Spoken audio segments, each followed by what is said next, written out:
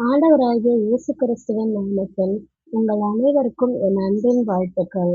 இந்த நாளிலும் உங்கள் மத்தியில் இந்த வீடியோ மூலமாக உங்களை சந்திப்பதற்கு கர்த்தர் எனக்கு கொடுத்த இந்த வாய்ப்புக்காக நான் தேவனை நன்றி செலுத்துகிறேன். இந்த நாளிலும் ஆவியானவர் துணையுடன் ஆவியானவர் நம்மிடம் பேச வாஞ்சிக்கிற தேவனின் அந்த மெல்லிய சத்தத்திற்கு நாம் செவி கொடுப்போம்.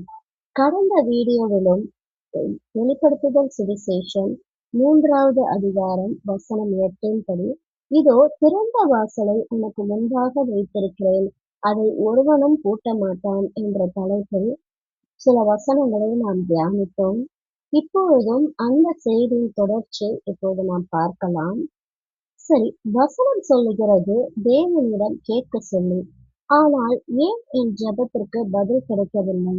நாம் ஜெபிக்கும் ஜெபத்திற்கு நாம் தேவனிடமிருந்து பதிலை பெற்றுக்கொள்ள வேண்டும் என்றால் நாம் சில காரியங்களை செய்ய வேண்டும்.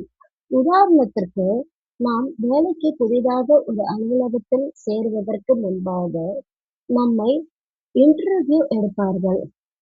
அந்த வேலையில் நாம் எப்படியாக பணியாற்ற வேண்டும், என்னென்ன விதிமுறைகள் அந்த அலுவலகத்தில் உள்ளது என்று எல்லாவற்றையும் கூறிவிட்டு எல்லாவற்றுக்கும் நாம் சரி என்று சொன்ன பிறகுதான் நம்மை வேலையில் சேர்த்துக் கொள்வார்கள். அதுபோலதான் தேவனும் நம்மை ஆசீர்வதிப்பதற்கு சில காரியங்களை, அதாவது சில விஷயங்களுக்கு நாம் அவரிடம் கீழ்ப்படிய வேண்டும் என்று அவர் நம்மிடம் எதிர்பார்க்கிறார். நாம் அநேக வேளைகளில் ஆலயங்களுக்கு செல்லுவது, தினமும் ஜெபம் செய்வது, வேத வசனங்களை வாசிப்பது, இப்படியாக இருப்பதினால் நாம் தேவனுக்கு கீழ்ப்படுகிறோம் என்று நினைத்துக் கொள்கிறோம். வேதம் திட்டமும் தெளிவுமாக சொல்லுகிறது. சங்கீதம் 1வது அதிகாரம் 2வது வசனம், கர்த்தருடைய வேதத்தில் பிரியமாயிருந்து இரவும் பகலும் அவருடைய வேதத்தில் தியானமாய் இருக்கிற மனுஷன் பாக்கியவான். வேத வசனங்களில் தியானமாய் இருப்பது என்றால் என்ன?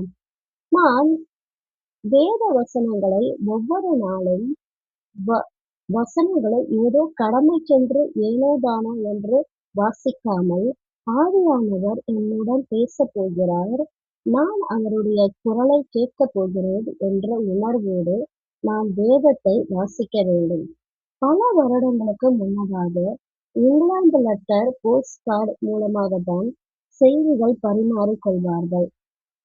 ஒரு 20 வருடங்களுக்கு முன்னதாக வாட்ஸ்அப் வசதி எல்லாம் இல்லை. எல்லோர் கைகளிலும் ஆண்ட்ராய்டு மொபைல் கிடையாது.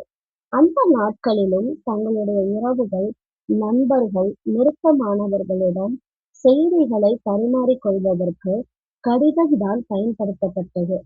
தனக்குரியவர்களிடமிருந்து வந்த கடிதங்களை படித்துவிட்டு தூக்கி போடாமல் பல வருடங்கள் பத்திரப்படுத்தி மறுபடியும் அதை வாசிக்கும் அனுபவம் சிலரிடம் இருந்தது. அப்படியாக வாசிக்கிற வேளையில் அந்த கடிதத்தின் வாயிலாக தனக்கு கடிதம் எழுதிய நபர் அவர்களுடைய அளவு கடந்த அன்பை அந்த கடிதங்களை வாசிக்கும் வேளையில் அது ஆண்டவரால் உணர முடியும்.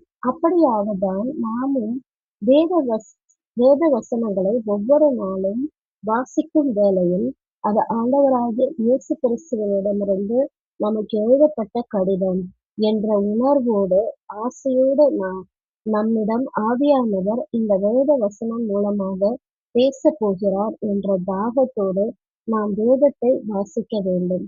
அப்படியாக வேத வசனங்களை ஆவியானவர் துணையோடு வாசிக்கிற வேளையில் நம்மிடம் ஆவியானவர் நிச்சயம் அந்த வசனங்கள் மூலமாக பேசுவார்.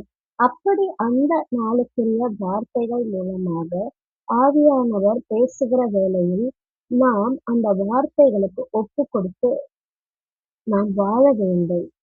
கர்த்தர் தாமே உங்களை ஆசீர்வதிப்பாராக.